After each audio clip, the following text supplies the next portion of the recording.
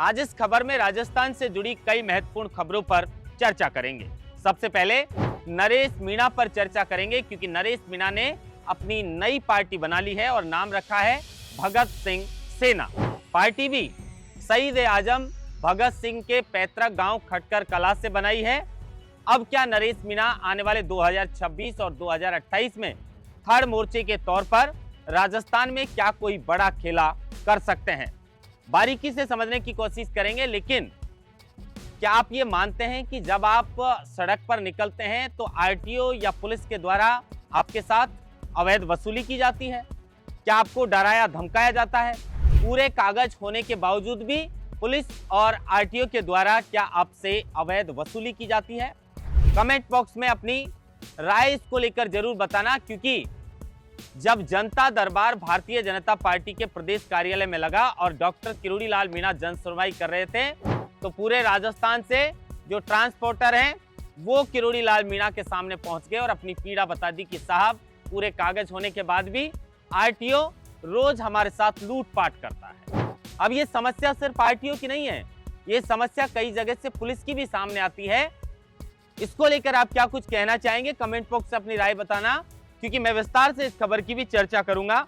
चर्चा इस बात को लेकर भी करेंगे कि जो संचार साथी ऐप सरकार लाना चाह रही है, उसको लेकर राजस्थान के पूर्व मुख्यमंत्री अशोक गहलोत ने इसे नागरिकों की निष्ठा का हनन बताया है और उस पर पलटवार गहलोत के पूर्व एसपी लोकेश शर्मा ने कर दिया और कह दिया कि आप भी तो विधायकों की और मंत्रियों की जो फोन है उनको सर्विलांस पर रखते थे, तो क्या वो निष्ठा का हनन नहीं था?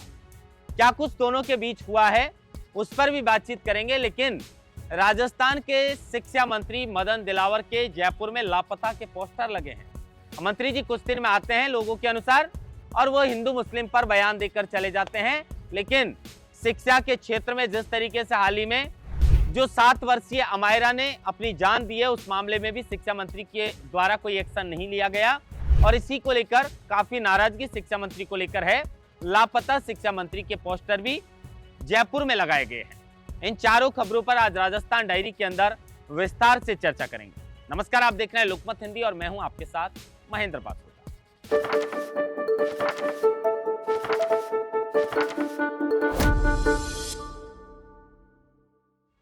सबसे पहले खबर की शुरुआत नरेश मीणा को लेकर करें। नरेश मीणा के लिए देखिए 3 चुनाव 2 वर्ष के अंदर नरेश मीणा ने लड़े हैं और इन चुनाव में जिस तरीके से उनको वोट मिले हैं, ये बताते हैं कि नरेश मीणा लोगों के दिलों में अब राज करने लगे हैं। त्रिकोणीय मुकाबले में अंता के अंदर भी नरेश मीणा ने 53,000 वोट यानी बीजेपी के बराबर वोट लाकर अपनी ताकत का एहसास बीजेपी और कांग्रेस दोनों पार्टियों को करा दिया है।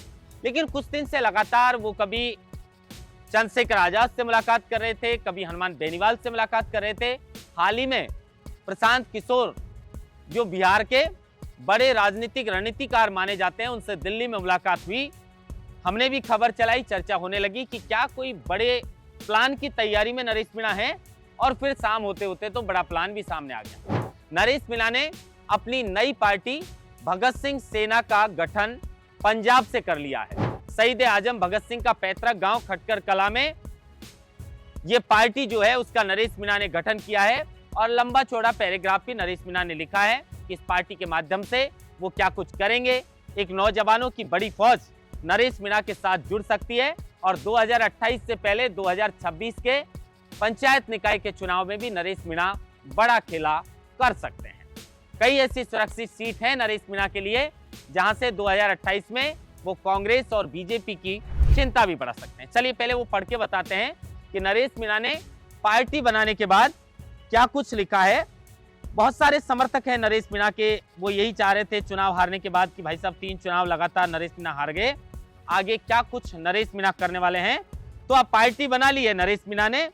कांग्रेस वालों को भी और बीजेपी वालों को भी थोड़ी चिंता हुई होगी कि ज्यादा नहीं तो कुछ सीटों पर ये नरेश मीणा जरूर अपनी छाप छोड़ सकते हैं, जरूर दोनों पार्टियों को नुकसान पहुंचा सकते हैं। चलिए, नरेश मीणा ने पार्टी बनाने के बाद लिखा, किसान नेता नरेश मीणा का पंजाब प्रवास, भगत सिंह सेना का शुभारंभ। किसान नेता नरेश मीणा ने पंजाब प्रवास के दौरान शहीद आजम भगत सिंह के पैतृक गांव खटकर कला में देश हित, सामाजिक हित और युवा जागृति को केंद्र में रखकर एक नए संगठन भगत सिंह सेना यानी बीएसएस का आधिकारिक गठन किया। ये संगठन भगत सिंह की विचारधारा, क्रांतिकारी सोच और सामाजिक बदलाव के संकल्प को जन जन तक पहुंचाने का उद्देश्य रखता है। भगत सिंह सेना के गठन का उद्देश्य नरेश मीणा के मुताबिक है कि नरेश मीणा ने कहा कि जब देश का हर युवा भगत सिंह के विचारों को अपनाएगा तभी सच्चा सामाजिक बदलाव संभव हो पाएगा। ये संगठन कैडर बेस ऑर्गेनाइजेशन के रूप में कार्य करेगा जो साहस, ईमानदारी, जागरूकता और संघर्ष की दिशा में समाज को एक नई ऊर्जा देगा। पंजाब प्रवास की मुख्य बातें यह है कि किसान नेताओं से उन्होंने मुलाकात की, भारत पाक सीमा पर सैन्य पराक्रम का अवलोकन किया, राजनीतिक रणनीतिकार प्रशांत किशोर से भी उन्होंने इस दौरान, जैसे मैंने बताया, कि मुलाकात की। भ्रष्टाचार के खिलाफ निर्णायक आवाज का इन्होंने एक संकल्प लिया है। हर सदस्य का संकल्प है जहां भ्रष्टाचार दिखेगा वहीं आवाज गूंजेगी। नरेश मीणा का दूसरा मिशन है कि नशा मुक्ति समाज का अभियान चलाया जाएगा जिसमें स्मैक, चरस, गांजा, शराब सहित हर प्रकार के नशे के खिलाफ जागरूकता और सामाजिक कार्रवाई की जाएगी। शिक्षा का प्रकाश हर गांव तक डाला जाएगा, किसानों की आवाज और किसानों के संघर्ष को दिखाया जाएगा, नई राजनीति और बदलाव की राजनीति की जाएगी। कुल मिलाकर ये लंबा चौड़ा पैराग्राफ नरेश मीणा की ओर से लिखा गया है। इसके माध्यम से जो पार्टी का इन्होंने गठन किया है भगत सिंह सेना का, काफी मैंने बताया कि नौजवान भी नरेश मीणा के साथ जुड़ेंगे और जिस तरीके से इन्होंने जो संकल्प लिए हैं उन संकल्पों के साथ अगर ये चलते हैं और जनता का प्यार इन्हें मिलता है तो आने वाले समय में, अब तक तो राजस्थान में कोई थर्ड मोर्चा कामयाब हो नहीं पाया है, क्या पता नरेश मीणा का इंतजार हो थर्ड मोर्चे के तौर पर, और क्या पता हो भी जाए इनका थर्ड मोर्चा कामयाब नहीं भी होता है तो कुछ सीटों पर, जैसा मैंने बताया, नरेश मीणा कांग्रेस और बीजेपी दोनों पार्टियों को झटका दे सकते हैं, दोनों पार्टियों की टेंशन बढ़ा सकते हैं। इंतजार रहेगा नरेश मीणा की नई पार्टी से क्या कुछ बदलाव होगा। अब डॉक्टर किरोड़ी लाल मीणा पर लौटते हैं। जन सुनवाई यानी जनता का दरबार भारतीय जनता पार्टी के प्रदेश कार्यालय जयपुर के अंदर लगा। अब जनता की सुनवाई करनी थी। राजस्थान के मुख्यमंत्री भजन लाल शर्मा प्रधानमंत्री मोदी से मुलाकात करके राजस्थान आए तो शायद ये चर्चा जरूर हुई होगी कि 2 वर्ष में जो कामकाज किया है भारतीय जनता पार्टी ने वो जनता तक पहुंच क्यों नहीं रहा है, उसकी चर्चा क्यों नहीं है। और चर्चा मंत्रिमंडल की थी, उसमें बदलाव नहीं हुआ। अब जनता दरबार लगा दिया और डॉक्टर किरोड़ी लाल मीणा भी जनता दरबार के अंदर बैठ गए, जन सुनवाई कर रहे थे। जन सुनवाई में सबसे दिलचस्प मामला एक आया कि जो ट्रांसपोर्टर है राजस्थान भर से वो प्रदेश कार्यालय जयपुर में पहुंच गए और किरोड़ी लाल मीणा जी से शिकायत करने लगे कि डॉक्टर साहब गाड़ी के हमारे पूरे कागज रहते हैं, मजदूर आदमी हैं, कागज पूरे होने के बावजूद भी आरटीओ उन्हें डराता है, धमकाता है और साथ में अवैध वसूली भी करता है। अब देखिए इन आरोपों में बिल्कुल सच्चाई है क्योंकि ऐसी कई तस्वीरें आरटीओ की और पुलिस की हमारे सामने आती हैं जिसमें आम जनता के साथ, गरीब जनता के साथ लूटपाट की जाती है। अब इस मामले को लेकर इस जनता दरबार के अंदर किरोड़ी लाल मीणा ने सुनी समस्या और जो परिवहन मंत्री हैं जिन्हें राजस्थान का उप मुख्यमंत्री भी बना रखा है डॉक्टर प्रेमचंद बैरवा, तुरंत उनको फोन कर दिया, बताया कि उप मुख्यमंत्री साहब क्या चल रहा है राजस्थान में, यहाँ ट्रांसपोर्टर आए हैं, समस्या बता रहे हैं कि आपके आरटीओ तो दिन दहाड़े लूटपाट करते हैं लोगों के साथ, तो ऐसे कैसे चलेगा। अब उप मुख्यमंत्री जी ने भी, क्योंकि किरोड़ी लाल मीणा का फोन आया था, कह दिया कि साहब आश्वासन दिया है कि सख्त एक्शन किया जाएगा जो लोग इस तरह का काम करेंगे। लेकिन परिवहन मंत्री जी, आपके बेटे ने कुछ दिन पहले जब आपने मंत्री पद की शपथ ली थी उसके कुछ महीनों बाद ही नियमों की धज्जियां उड़ाई, बाद में जब खबरें मीडिया में चली तो उस गाड़ी का चालान भी कटा। उसके बाद में हाल ही में एक रविंदर सिंह भाटी के साथ आपके बेटे का वीडियो सोशल मीडिया पर वायरल है जिसमें बिना सीट बेल्ट चल रहे हैं और लोग पूछ रहे हैं अब कि आम जनता के लिए और नेताओं के लिए, अधिकारियों के लिए कानून अलग अलग तो नहीं है, कहीं कानून सबके लिए एक है, बस जिनकी पहुंच होती है बच जाते हैं।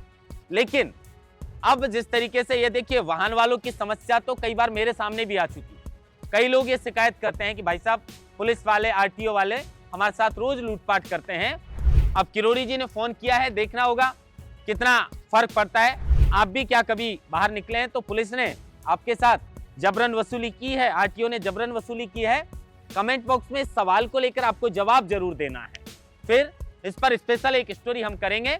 लेकिन अब लौटते हैं राजस्थान के जननायक और जादूगर कहे जाने वाले पूर्व मुख्यमंत्री अशोक गहलोत पर। राजस्थान में कुछ दिन से संचार साथी ऐप को लेकर, यानी केंद्र में न सिर्फ राजस्थान बल्कि पूरे देश में यह मामला चल रहा है कि संचार साथी ऐप जो है वो नागरिकों की निजता का हनन करेगा।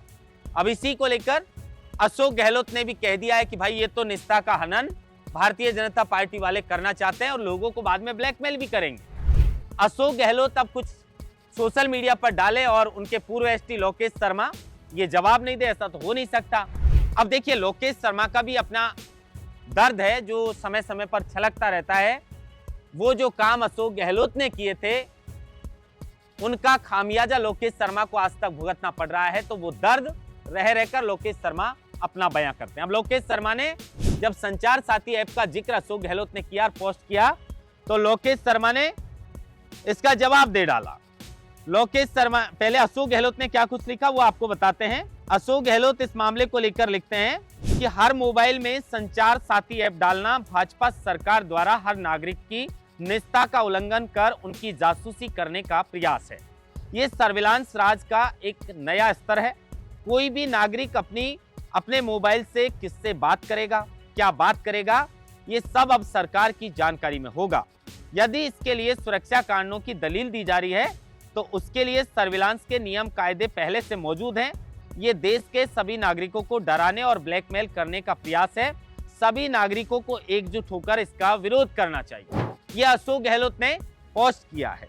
अब जैसे ही अशोक गहलोत ने पोस्ट किया तो लोकेश शर्मा जी ने भी इसका जवाब दे डाला कि बताइए गहलोत साहब, अपने विधायकों, मंत्रियों, विपक्ष के नेताओं के फोन को सर्विलांस पर रखकर उनकी बातें सुनना निजता के हनन में आएगा या नहीं आएगा?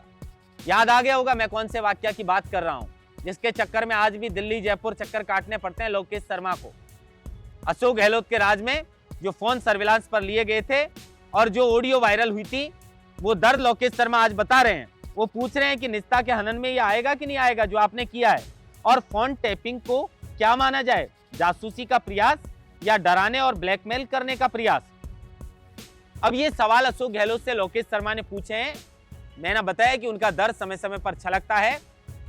अब अशोक गहलोत साहब देख लीजिए, आपने जो पोस्ट किया है, लोगों की जानकारियां निकालने के और भी बहुत सारे तरीके हैं। अगर वो चाहेगी सरकार तो निकाल सकती है, लेकिन विपक्ष में है, सत्ता पक्ष कुछ करेगी, गलत लगेगा तो जवाब देंगे। लेकिन उनके ओएसडी ने उन्हें आईना दिखा दिया है कि आपने जो किया था वो क्या था, वो निजता का हनन नहीं था क्या? खैर, यह आरोप प्रत्यारोपों का दौर राजनीति के अंदर चलता है। संचार साथी ऐप को लेकर कई सवाल हमारे सामने भी आए थे। हमने बता दिया है कि सत्ता पक्ष क्या चाहता है और विपक्ष क्या चाहता है, और विपक्ष के जवाब पर उन्हीं के ओएसडी ने क्या पलटवार किया है। खैर, राजस्थान के शिक्षा मंत्री मदन दिलावर के पोस्टर जयपुर में लग चुके हैं कि वो लापता हो गए हैं। अब लोग शिकायत कर रहे हैं कि भाई साहब, ये जो मदन दिलावर साहब हैं ये दिखते तो है नहीं, और जब आते हैं तो हिंदू मुस्लिम पर थोड़ा सा बयान देकर फिर कुछ महीनों के लिए गायब हो जाते हैं। कुछ लोग तो चाहते हैं कि मंत्री जी की छुट्टी कर देनी चाहिए। अब देखिए, ये अमायरा से जुड़ा मामला है, जो निर्जा मोदी स्कूल का मामला था। उसी स्कूल में चौथी मंजिल से कूदकर एक बच्ची ने जान दी। सीबीएसई ने दोषी माना स्कूल को, उसके बाद भी कार्रवाई नहीं हुई, और उसी को लेकर लापता शिक्षा मंत्री के पोस्टर जयपुर में लगाए गए हैं। इस वीडियो को लेकर आप क्या कुछ सोचते हैं, कमेंट बॉक्स में अपनी राय जरूर बताइएगा। महेंद्र बासोटा, लोकमत हिंदी, जयपुर।